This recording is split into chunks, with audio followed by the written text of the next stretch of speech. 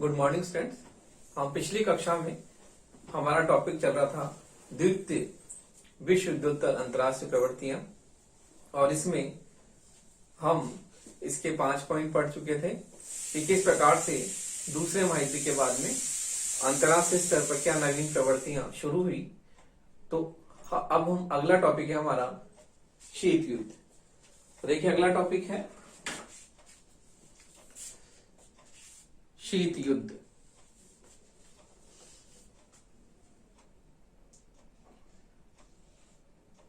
अगला पॉइंट है शीत युद्ध।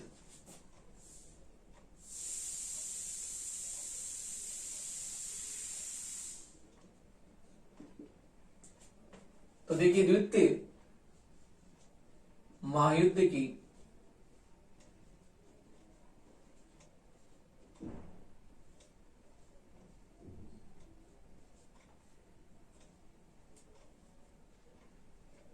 समाप्ति के बाद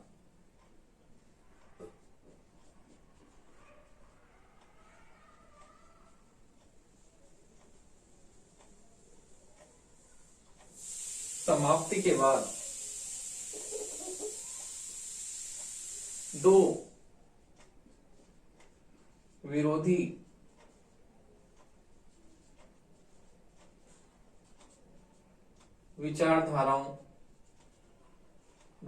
विचारधारा वाले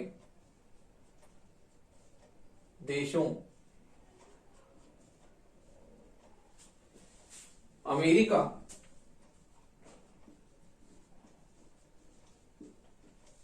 पूंजीवादी विचारधारा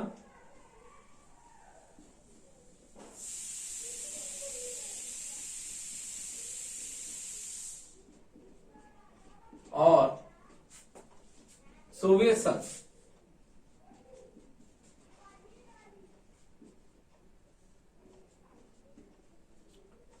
साम्यवादी विचारधारा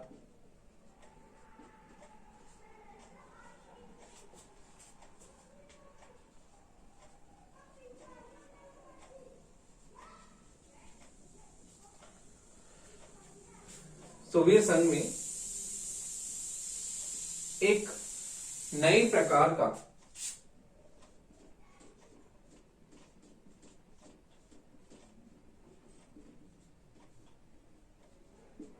युद्ध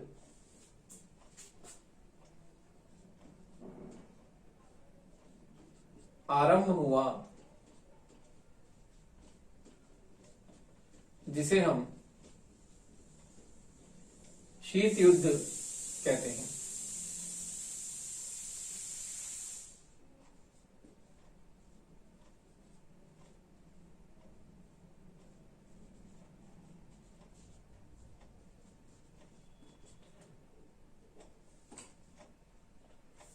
तो देखिए दूसरे महायुद्ध के समाप्ति के बाद में दो विरोधी विचारधारा वाले देश अमेरिका, जो कि पूंजीवादी विचारधारा वाला देश है, और सोवियत संघ, जो कि साम्यवादी विचारधारा वाला देश था, इन दोनों देशों में एक नए प्रकार का युद्ध हुआ, जिसे हम अंतरराष्ट्रीय राजनीति में शीत युद्ध कहते हैं। तो देखिए एक नए प्रकार का युद्ध आरंभ हुआ सोवियत संघ और अमेरिका के बीच में, जिसे हम शीत युद्ध कहते हैं। ये एक ऐसा युद्ध था जो कि बिना अस्त्र और शस्त्र के लड़ा जाने वाला युद्ध था। जैसे कि युद्ध के नाम से ही हम जानते हैं कि युद्ध के नाम से ही हमारे दिमाग में एक छवि बैठ जाती है कि अस्त्र शस्त्र, रणभूमि, युद्ध स्थल, ऐसा ये कोई जो है युद्ध नहीं था। ये एक वैचारिक युद्ध था, एक मानसिक युद्ध था, जिसे हम स्नायु युद्ध या प्रचारात्मक युद्ध भी कहते हैं।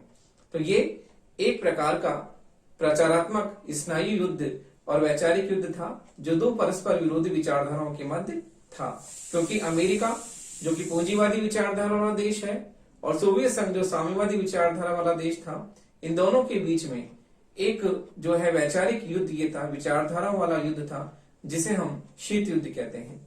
तो देखिए दूसरे महायुद्ध के बाद में अंतरराष्ट्रीय स्तर पर शीत युद्ध जो है शुरू हुआ, जो दो परस्पर विरोधी विचारधारा वाले देशों के बीच था, अमेरिका और सोवियत संघ के बीच में। तो अगला जो है पॉइंट वो है गुट निरपेक्षता।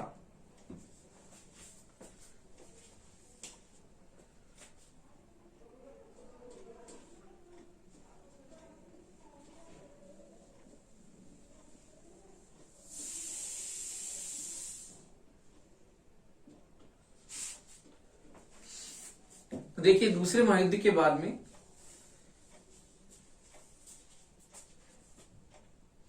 द्वितीय महायुद्ध के बाद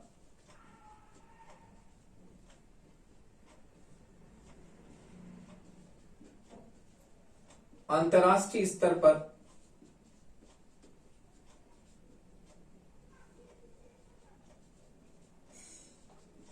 नए संप्रभु राज्यों का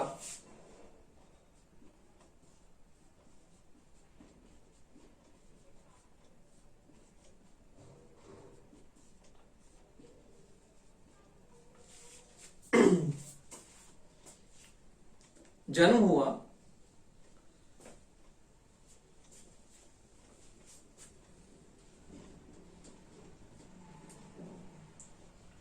जिनमें से अधिकांश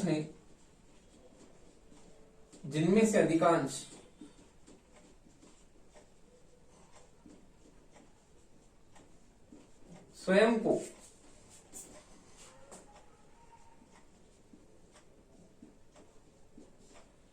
शीत युद्ध की खींचतान से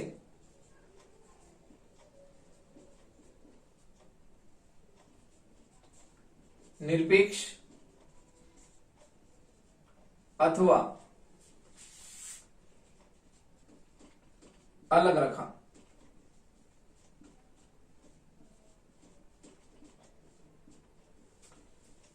निरपेक्ष अथवा अलग रखा। इस क्षेत्र में भारत ने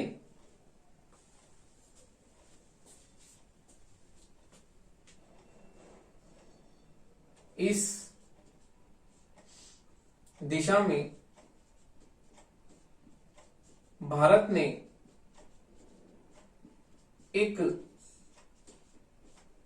महत्वपूर्ण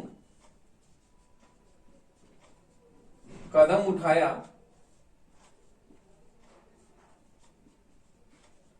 और गुट निरपेक्ष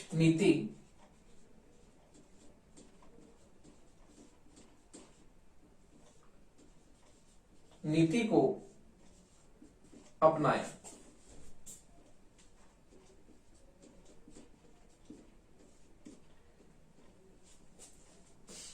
इस नीति से आशय है कि किसी भी गुट में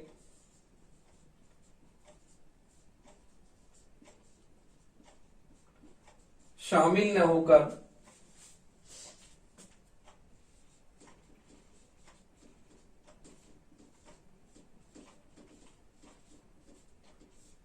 अपने लिए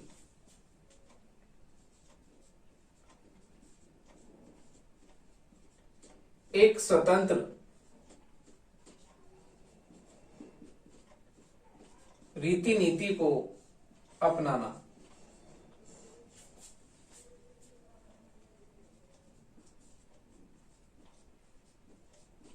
तो देखिए दूसरे महायुद्ध के बाद में अंतरराष्ट्रीय सिनेरियो बिल्कुल बदल गया और अंतरराष्ट्रीय परिदृश्य में एक नए युद्ध का जन्म हुआ जिसे हम शीत युद्ध कहते हैं, जो कि दो परस्पर विरोधी विचारधारा वाले देशों के बीच में था। तो अब शीत युद्ध जो था वो सभी देशों के सामने एक बहुत बड़ी समस्या थी कि कौन से गुट में शामिल हो, अमेरिका वाले गुट में शामिल हो या सोवियत संघ वाले गुट में शामिल हो। तो इस प्रकार भारत ने जो है इस गुट निरपेक्ष नॉन अलाइनमेंट मूवमेंट का भारत ने सबसे पहले आवाज उठाई और भारत ने इस दिशा में महत्वपूर्ण कदम उठाया कि उसने गुट निरपेक्षता की नीति को अपनाया, जो कि भारत के पहले प्रधानमंत्री पंडित जवाहरलाल नेहरू ने इस नीति को अपनाया और उन्होंने ही इसको इंट्रोड्यूस किया। तो देखिए इस नीति का मतलब है, गुट निरपेक्षता का मतलब है कि किसी भी गुट में न तो अमेरिका वाले गुट में शामिल होना, न सोवियत संघ वाले गुट में शामिल होना, बिना किसी गुट में शामिल हुए अपने देश के लिए स्वतंत्र रीति नीति का, स्वतंत्र विदेश नीति का क्या करना, पालन करना। इसे हम क्या कहते हैं, गुट निरपेक्षता की नीति। अगला पॉइंट है साम्राज्यवाद व उपनिवेशवाद का अंत।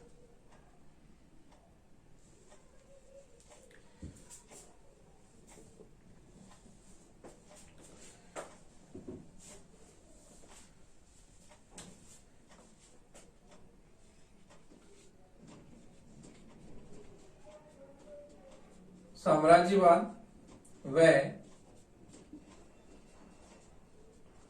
उपनिवेशवाद का अंत।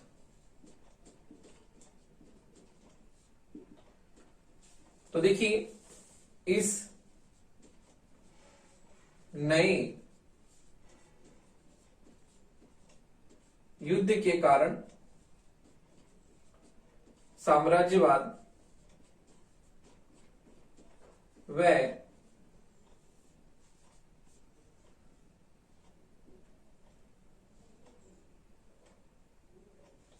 उपनिवेशवाद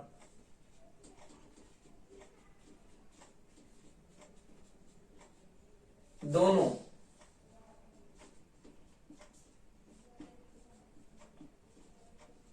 संकट में पड़ गए।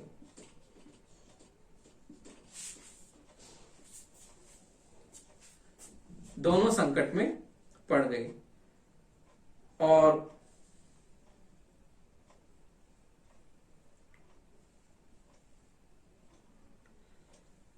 कुछ यूरोपीय साम्राज्यवादी शक्तियां हार गई।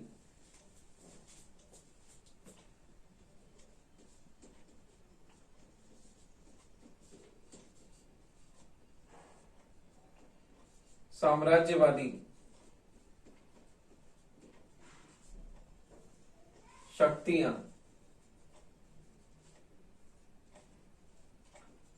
हार गई तथा उनके हारते ही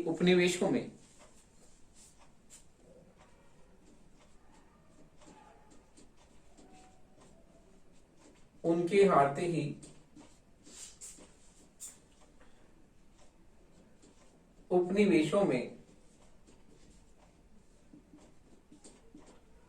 राष्ट्रीय सरकारें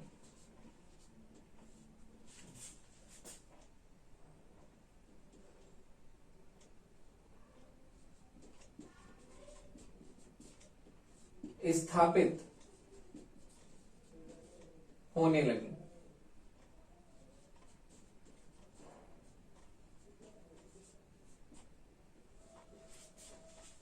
तो देखिए, इस नए युद्ध के कारण साम्राज्यवादी और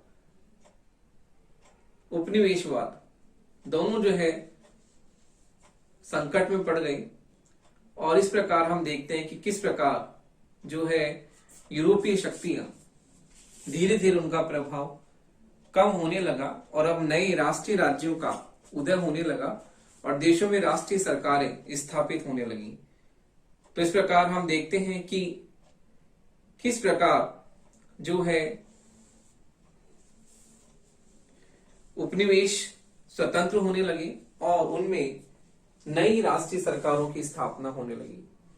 तो इस प्रकार इस शीत युद्ध के कारण साम्राज्यवादी शक्तियां धीरे धीरे जो है क्षीण होती गई और जो उपनिवेश वाले देश थे वहां पर वो स्वतंत्र होने लगे। वहां पर स्वतंत्रता का सूरज उदित होने लगा और वहां पर राष्ट्रीय सरकारें स्थापित होने लगी। तो इस प्रकार साम्राज्यवाद व उपनिवेशवाद का अंत हो गया। अगला है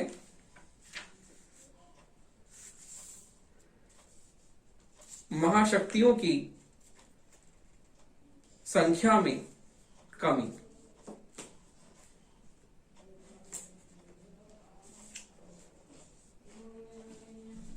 तो देखिए, महाशक्तियों की संख्या में कमी।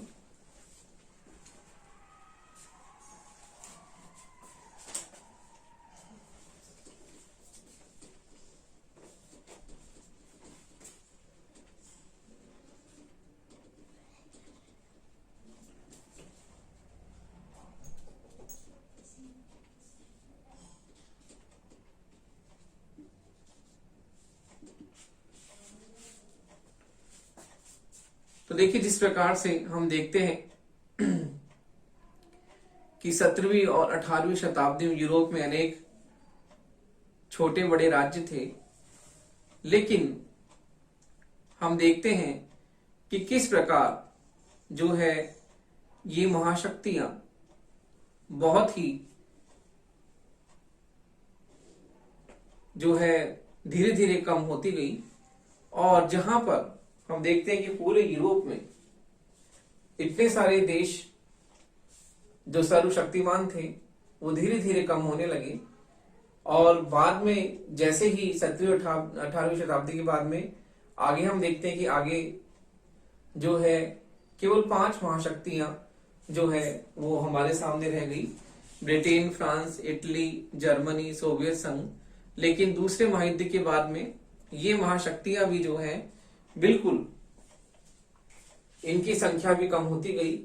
और दूसरे महायुद्ध के बाद में तो शीत युद्ध जब हुआ तो अमेरिका और सोवियत संघ, जो पूरा विश्व इतने सारी महाशक्ति में बटा हुआ था, इतने सारे देशों में बटा हुआ था, अब केवल संपूर्ण विश्व द्विध्रुवीय विश्व व्यवस्था में परिवर्तित हो गया। और पूरे विश्व में हम देखते हैं कि 2 देश के हाथों में ही पूरे विश्व की बागडोर आ गई। अमेरिका, जिसने पूंजीवादी विचारधारा का समर्थन किया, और दूसरा है सोवियत संघ, जिसने साम्यवादी विचारधारा को फैलाया। लेकिन जब हम देखते हैं कि सोवियत संघ का विघटन हो गया और किस प्रकार जो साम्यवाद का गढ़ था वो ढह गया, और शीत युद्ध जब समाप्त हो गया तो उसके बाद में हम देखते हैं कि विचारधारा वाली कोई चीज रही नहीं। और 90s के बाद में हम ये देखते हैं कि पूरा विश्व एक ध्रुवीय विश्व व्यवस्था में परिवर्तित हो गया, जहां इतने सारे देश थे, शक्तिशाली देश थे, उसके हम देखते हैं कैसे कैसे आगे जैसे समय बढ़ता गया, और आज हम देखते हैं कि पूरे विश्व में एक ध्रुवीय विश्व व्यवस्था जो है हमें देखने को मिलती है, जिसकी बागडोर अमेरिका ने संभाल रखी है। तो अब पूरे विश्व में एक ही महाशक्ति है, अमेरिका। तो देखिए इस प्रकार से हम देखते हैं कि महाशक्तियों की संख्या में कमी आने लगी, और इस प्रकार हम देखते हैं कि विश्व की राजनीति जो है धीरे धीरे द्विध्रुवीय हो गई। फिर उसके बाद में हम देखते हैं कि एक ध्रुवीय विश्व व्यवस्था जिसका नेतृत्व अमेरिका ने किया। तो इस प्रकार हम देखते हैं कि महाशक्तियों की संख्या में जो है कमी धीरे धीरे आने लगी, और हम देखते हैं कि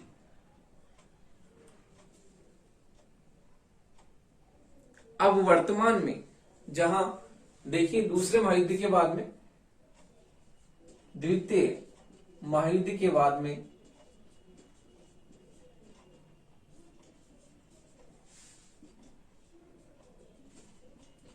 जहां विश्व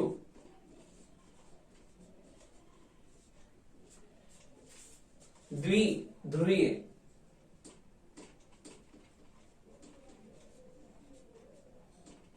विश्व व्यवस्था में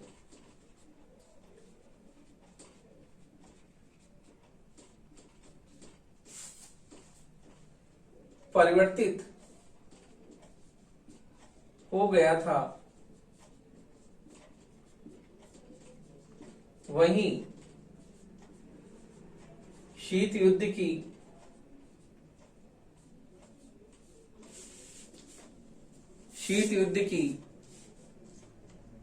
समाप्ति के बाद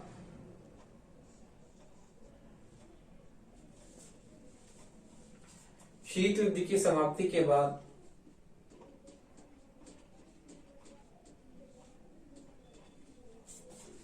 सॉरी गलत हो गए, परिवर्तित हो गया था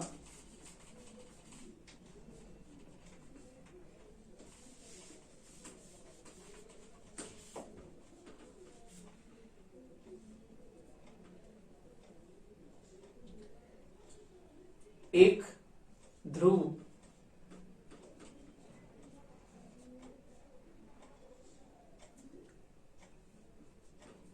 अमेरिका की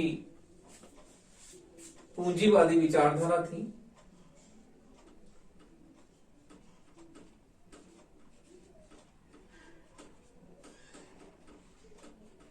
तथा दूसरा ध्रुव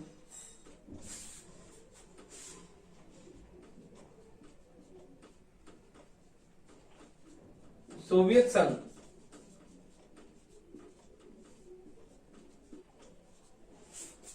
संघ वाली साम्यवादी विचारधारा थी।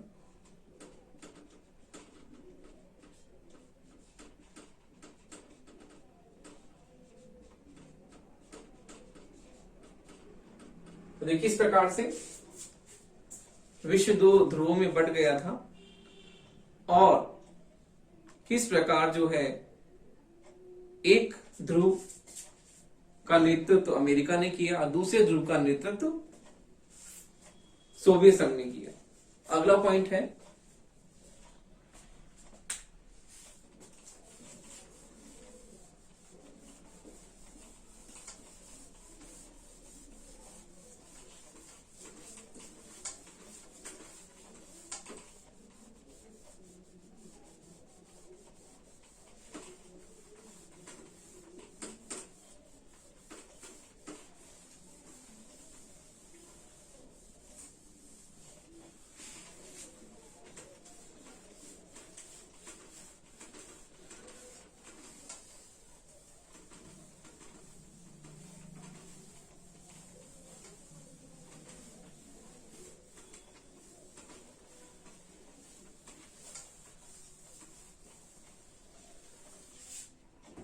अगला पॉइंट है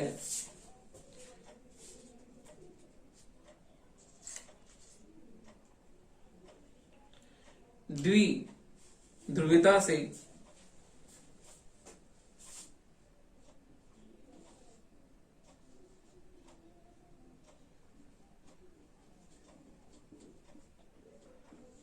बहु केंद्रवाद की ओर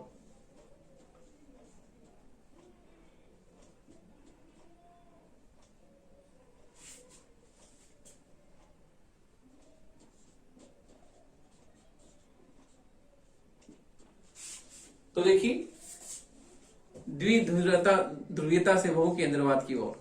तो देखिए पिछले कुछ वर्षों से अंतरराष्ट्रीय जगत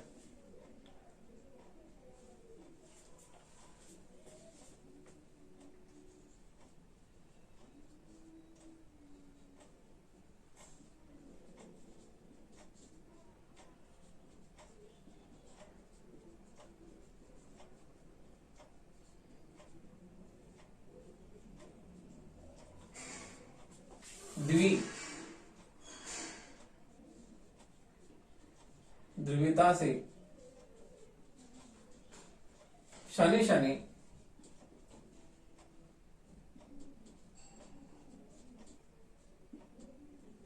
बहु केंद्रवाद की ओर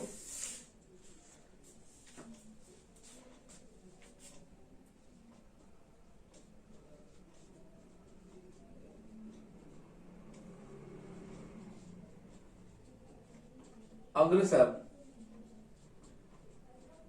हो रहा है।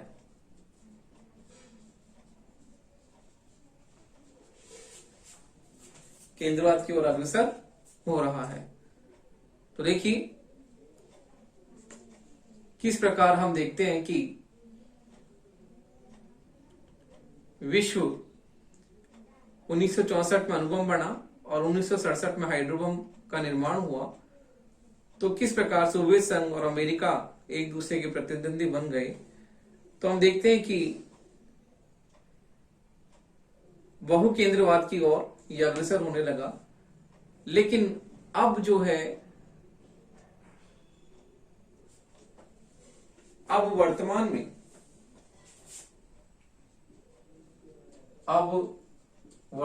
में द्वि ध्रुवीयता का भी अंत हो गया है।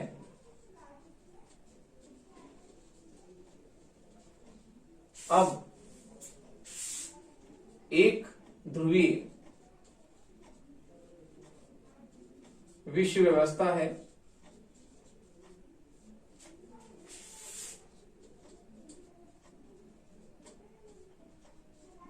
जिसका संचालन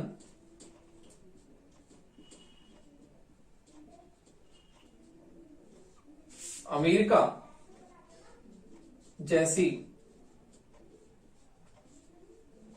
महाशक्ति के हाथ में है।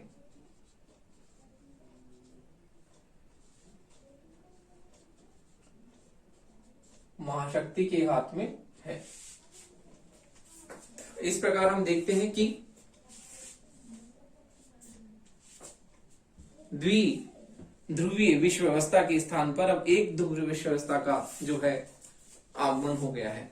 अगला है तीसरे विश्व का बढ़ता हुआ परिवार। तीसरे विश्व का बढ़ता हुआ महत्व, तो देखिए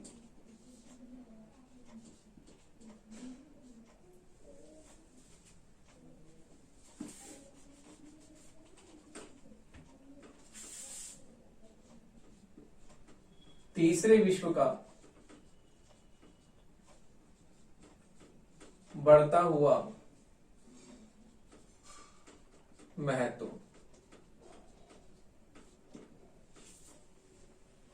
तो देखिए द्वितीय महायुद्ध के बाद में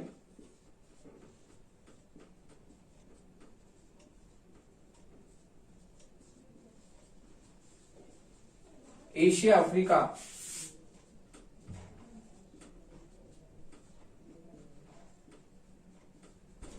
और लैटिन अमेरिका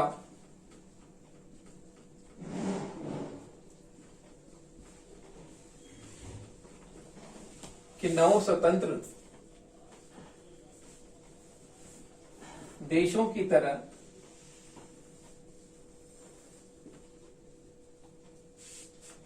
तरह है अनेक राष्ट्र जो है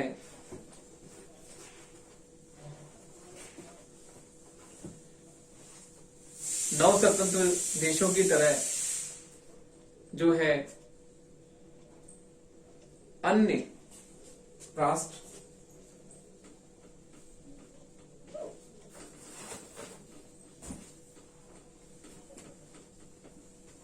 अस्तित्व में आने लगे। अगला है उत्तर बनाम दक्षिण संघर्ष।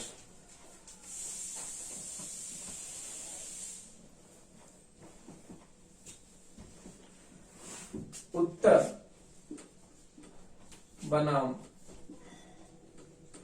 दक्षिण संघर्ष। तो देखिए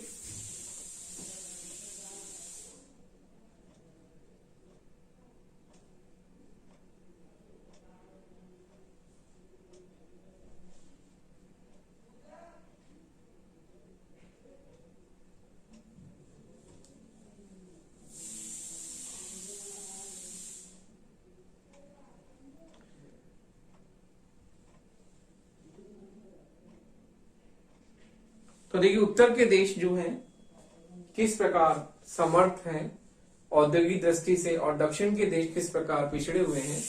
तो इन दोनों के बीच में उत्तर बनाम दक्षिण संघर्ष है। उत्तर के जो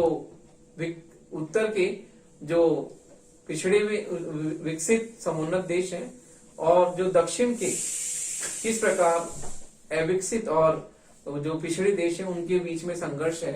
अगला लास्ट पॉइंट है संयुक्त राष्ट्र।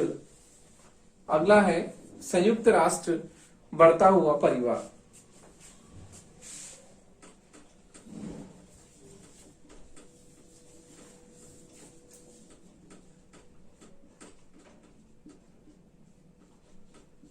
बढ़ता हुआ परिवार। तो देखिए आज वर्तमान में हम देखते हैं कि यूएनओ की सदस्य संख्या जहां 51 थी उससे आज जो है